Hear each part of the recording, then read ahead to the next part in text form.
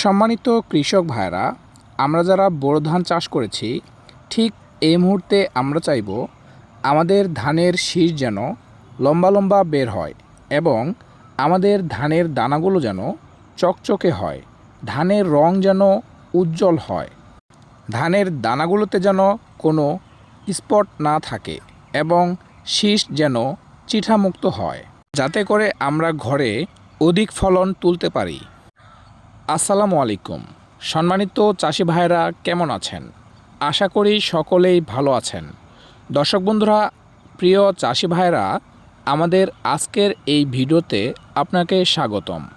সম্মানিত চাষি ভাইরা, আমরা আমাদের আজকের এই ভিডিওতে আলোচনা করব আপনাদের যাদের ধান থোর অবস্থায় আছে এবং ঠিক 10 থেকে 15 দিন পর শীষ বের হবে, অর্থাৎ ধানের শীষ বের হওয়ার আগে কোন কোন পরিচর্যাগুলো নিতে হবে, কোন কোন স্প্রেগুলো করতে হবে এবং কোন কোন পিজিআর ভিটামিনগুলো ফসলি জমিতে প্রয়োগ করতে হবে, যাতে করে ধানের ফলন দ্বিগুণ হয় এবং ধানের শীষ লম্বা হয়, ধানের দানাগুলোতে কোনো প্রকার স্পট না থাকে এবং ধান যেন চিঠামুক্ত হয়।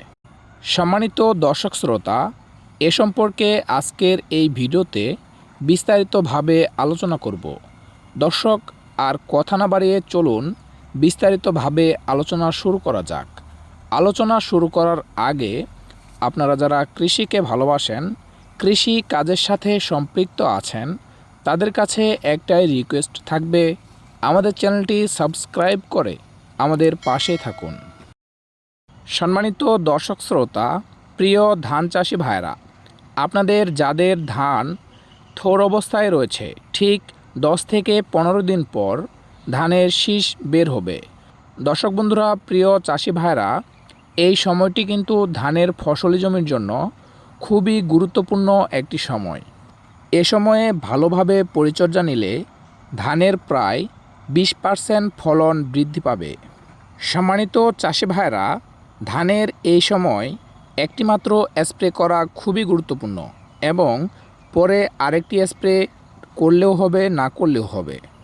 চাষি ভাইরা, আপনারা ধান লাগানোর পর থেকে এই সময়ের মধ্যে যতগুলো স্প্রে করেছেন, যতগুলো পরিচর্যা নিয়েছেন, সবগুলো বাদ দিয়ে এ সময় আরেকটি স্প্রে করতে হবে।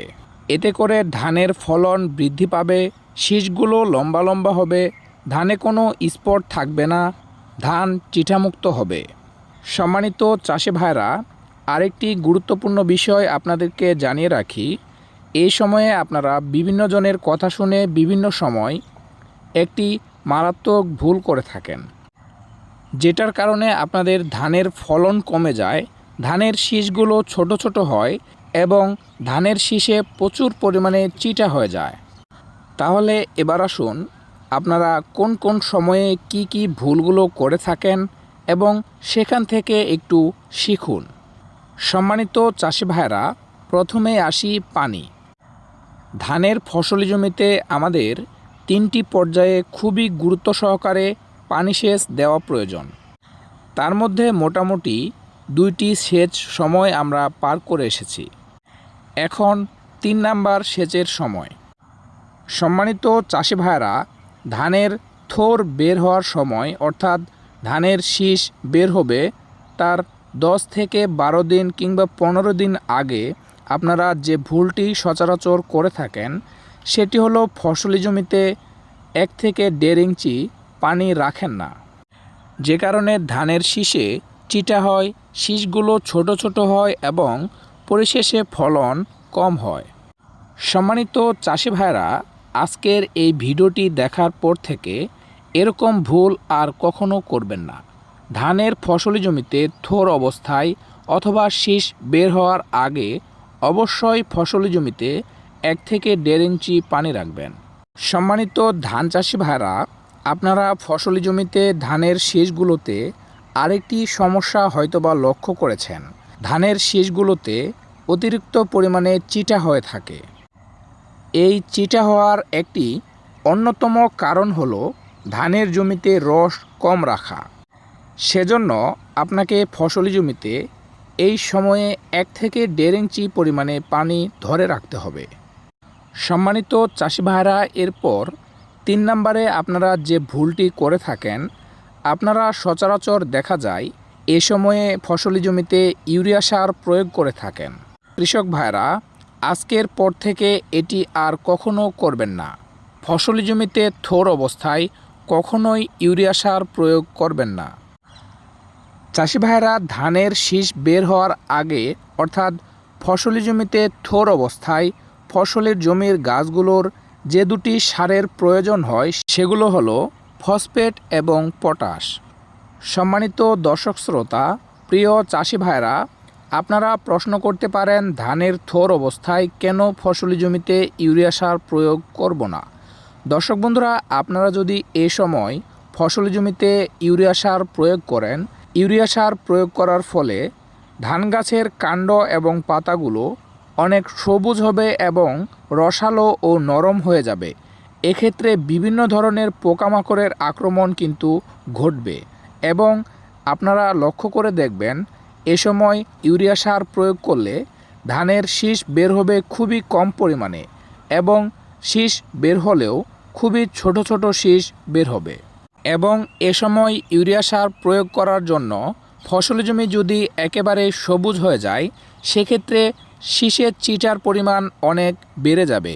প্রিয় কৃষক ভাইরা, থোর অবস্থায় ফসলি জমিতে ইউরিয়া সার প্রয়োগ করলে কি কি সমস্যা হতে পারে আশা করি তা বুঝতে পেরেছেন।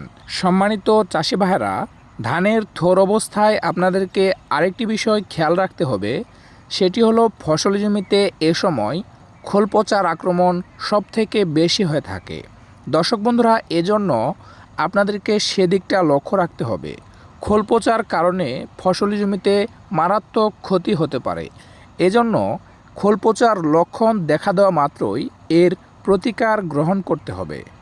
সম্মানিত দর্শক শ্রোতা, প্রিয় কৃষক ভাইরা, এরপরে সবচেয়ে শেষে আসি ধানের থোর অবস্থায় কি কি সার ব্যবহার করবেন, কি কি পরিচর্যা নেবেন এবং কোন কোন পিজিআর ভিটামিনগুলো ব্যবহার করবেন।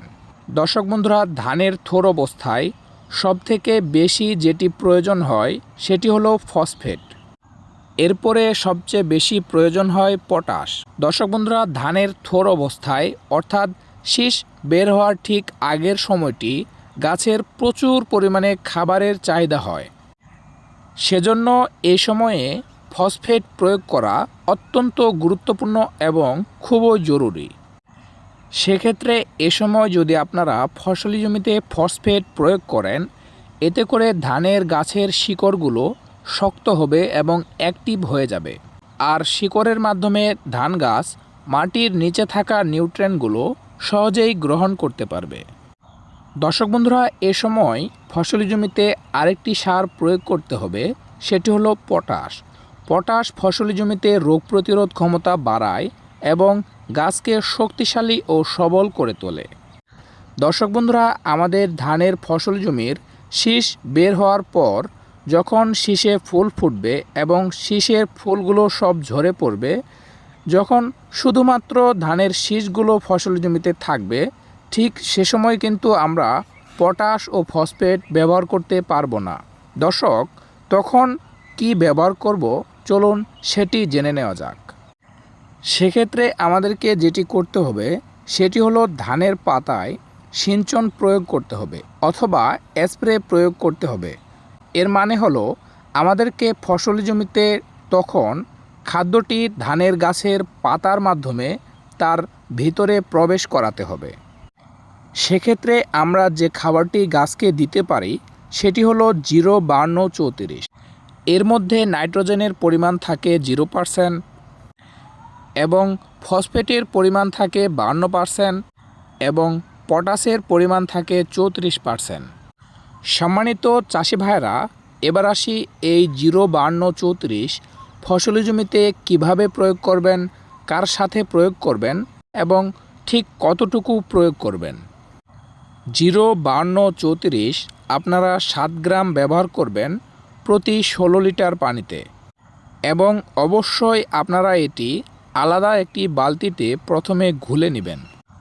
চাষি ভাইয়েরা, এর সাথে আপনাদেরকে আরেকটি জিনিস অ্যাড করতে হবে, সেটি হলো 16 বোরন। এর কারণে ধানের পরাগায়ন ভালোভাবে ঘটবে, ধানের শীষ লম্বা হবে, ধানের দানাগুলো চকচকে হবে এবং ধানের দানাগুলোতে কোনো প্রকার স্পট থাকবে না। চাষি ভাইরা, বোরন আপনারা 16 লিটার পানিতে 15 থেকে 20 গ্রাম নেবেন। আরেকটি বিষয় বলে রাখি, আপনারা বোরন এবং 05234 একসাথে মিশিয়ে গুলবেন না, এটি দুটি আলাদা পাত্রে ভালোভাবে ঘুলে নেবেন।